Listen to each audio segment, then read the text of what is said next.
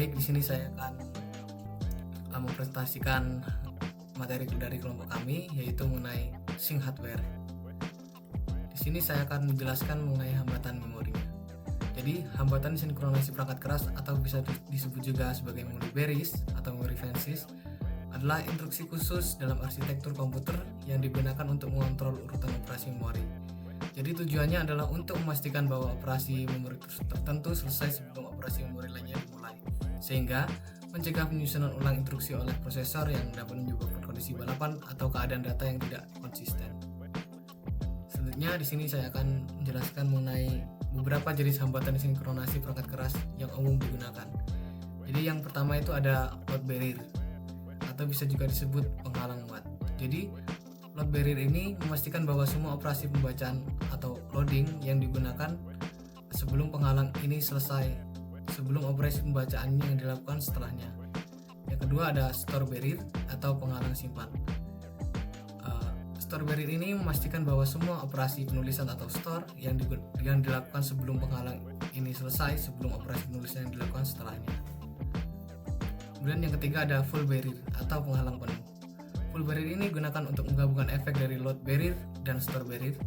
Hal ini untuk memastikan bahwa semua operasi muat dan simpan yang dilakukan sebelum penghalang ini selesai sebelum operasi muat dan simpan yang dilakukan setelahnya. Selanjutnya yang keempat ada acquire barrier atau penghalang akuisisi. Digunakan sebelum perangkat kritis untuk memastikan bahwa semua operasi muat dan simpan yang dilakukan sebelum penghalang ini diselesaikan sebelum operasi muat setelah penghalang ini dimulai. Selanjutnya yang terakhir ada release barrier atau penghalang rilis.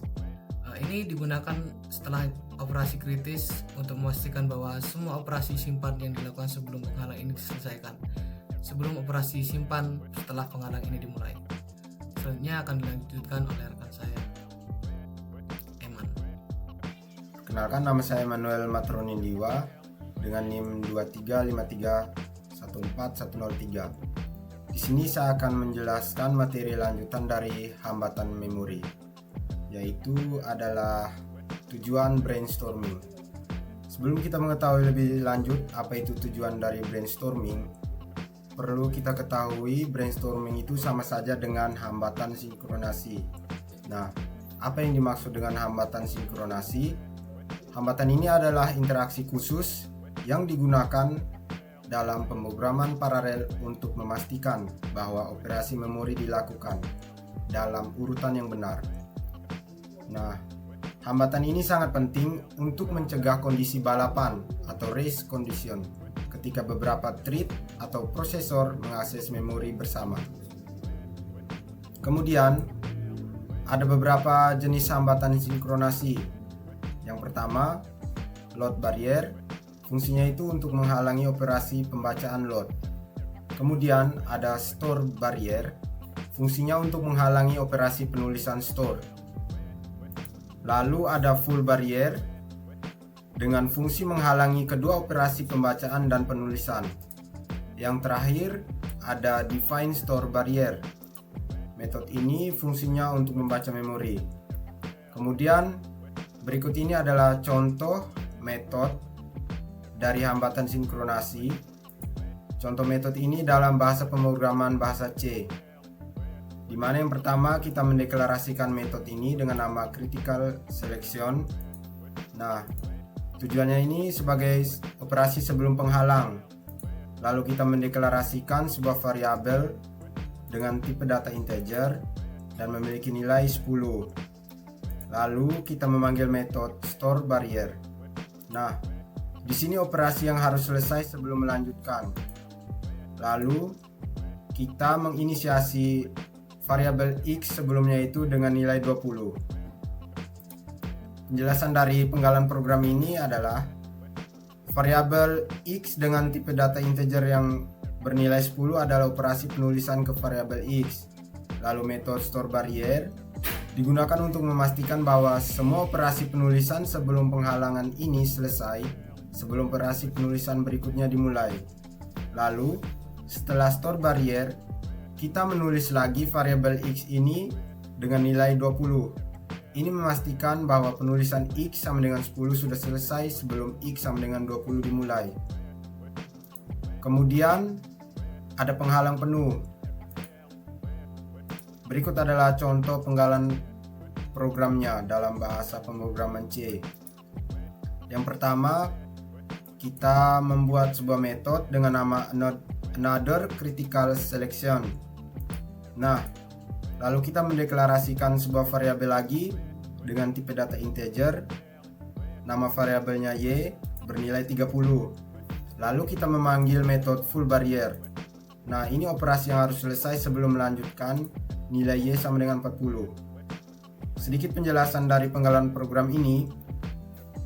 Deklarasi variabel y dengan tipe data integer dan nilai 30 adalah operasi penulisan ke variabel y.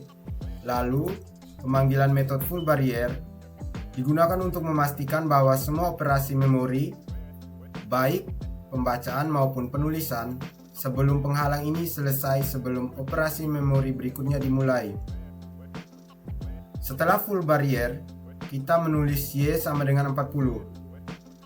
Ini memastikan semua operasi memori sebelum full barrier sudah selesai sebelum operasi memori berikutnya dimulai. Lalu, ada metode store barrier. Metode ini digunakan untuk memastikan bahwa semua penulisan sebelum penghalang selesai sebelum penulisan berikutnya dimulai. Dan kemudian memanggil lagi metode full barrier. Fungsinya untuk memastikan bahwa semua operasi memori, baik pembacaan maupun penulisan sebelum penghalang selesai sebelum operasi memori berikutnya dimulai. Dengan menggunakan hambatan ini, kita dapat mengontrol urutan eksekusi operasi memori yang sangat penting dalam lingkungan pemrograman paralel untuk menghindari kondisi balapan dan memastikan konsistensi data. Penggalan program ini sama saja penggalan program yang kami berikan pada PPT kami. Metode define load barrier ada, define store, define full barrier, store barrier, lalu ada full barrier lagi.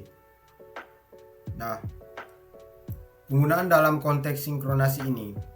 Dalam sistem multiprosesor, hambatan sinkronasi perangkat keras sangat penting untuk memastikan bahwa perubahan memori yang dilakukan oleh suatu prosesor terlihat oleh prosesor lain dalam urutan yang benar.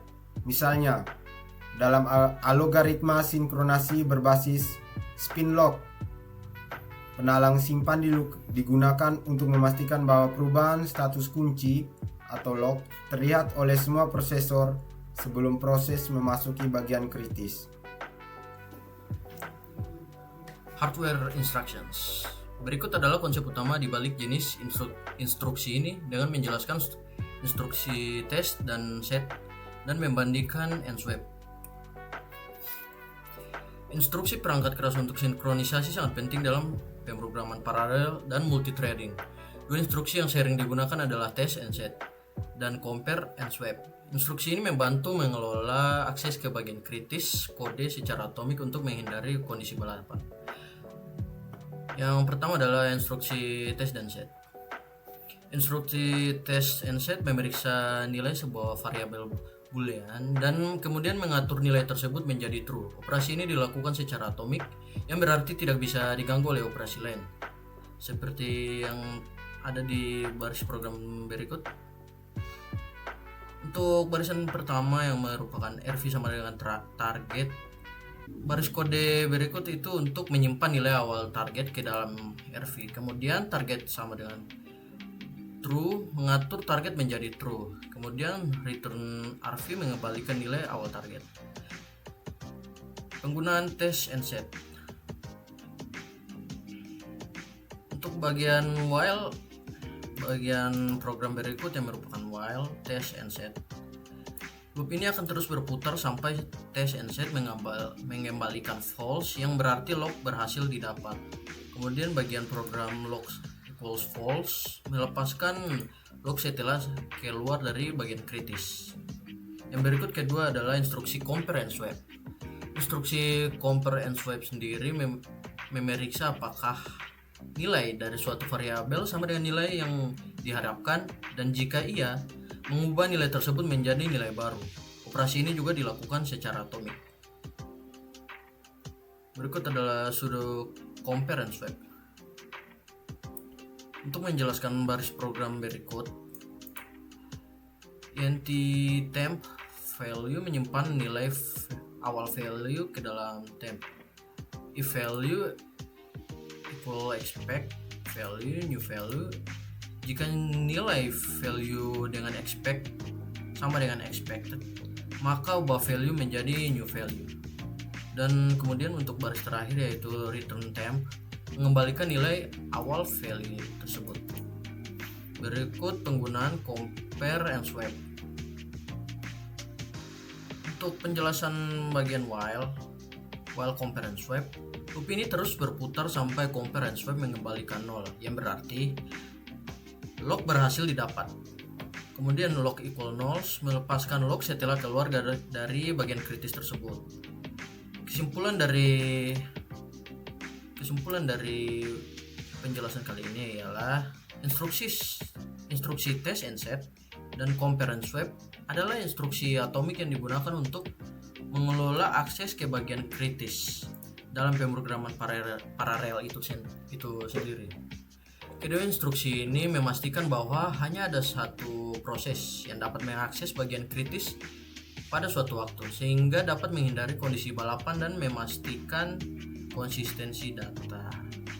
Test and set sendiri memeriksa untuk mengatur nilai boolean cocok untuk lock sederhana. Sedangkan kalau compare and swap itu untuk membandingkan dan menukar nilai integer lebih fleksibel dan bisa digunakan untuk berbagai tujuan sinkronisasi yang lebih kompleks. Dengan menggunakan instruksi-instruksi ini, kita dapat memastikan bahwa operasi memori dapat dilakukan dalam urutan yang benar. Sangat penting dalam lingkungan pemrograman paralel. Untuk penjelasan terakhir, karena nilai asli lock sama dengan nilai yang diharapkan yaitu 0, pemanggilan selanjutnya ke compare and swap tidak akan berhasil karena lock sekarang tidak sama dengan nilai yang diharapkan yaitu 0. Suatu proses keluar dari bagian kritisnya, maka proses tersebut akan diset mengunci kembali ke 0 yang memungkinkan proses lain memasuki bagian kritisnya. Demikian.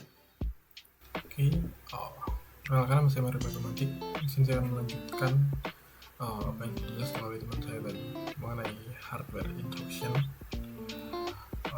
Pada bagian akhir, meskipun algoritma ini memenuhi persyaratan saling pengecualian, namun tidak memenuhi persyaratan memenuhi batas. Nah, berikut adalah contohnya.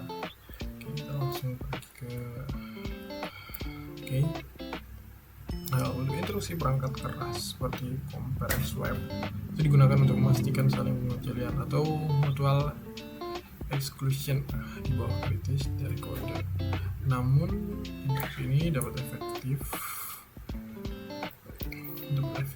ketika dalam mencegah kondisi balapan. Dalam implementasi sebenarnya tidak selalu memenuhi persyaratan bounded waiting atau menunggu terbatas. Nah, berikut ini adalah penjelasan lebih lanjut daripada kodenya untuk persyaratan menunggu terbatas atau bounded waiting.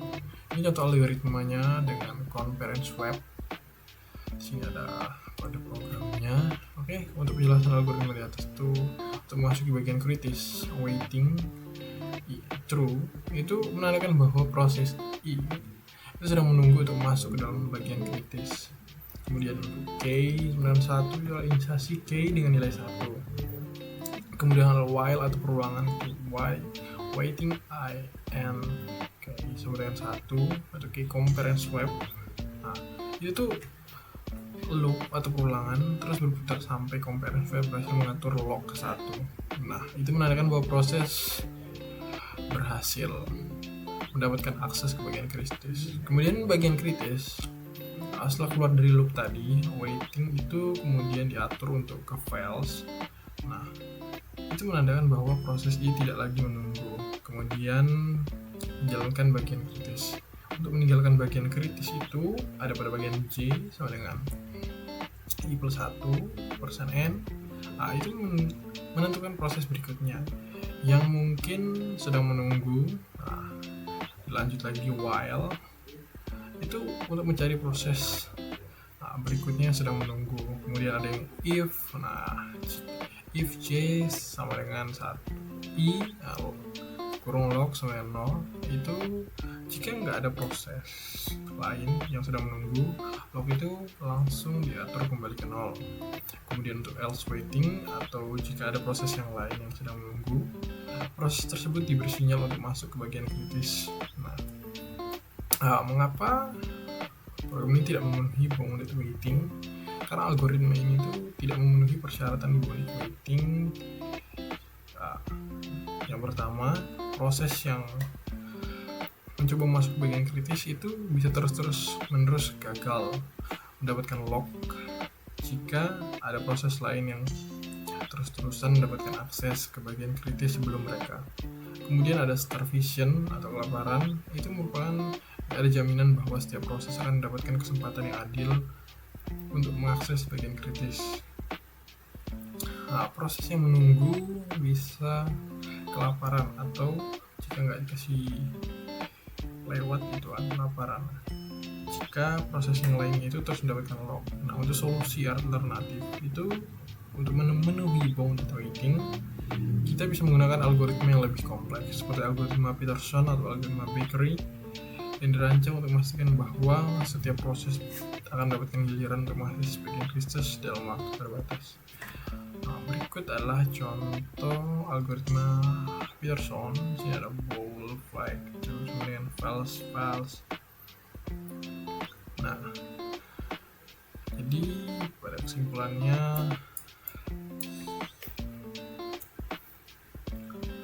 instruksi perangkat keras seperti compare and swipe sangat berguna untuk mengimplementasikan saling pengecualian, tapi membutuhkan algoritma yang lebih canggih untuk memastikan bounded waiting.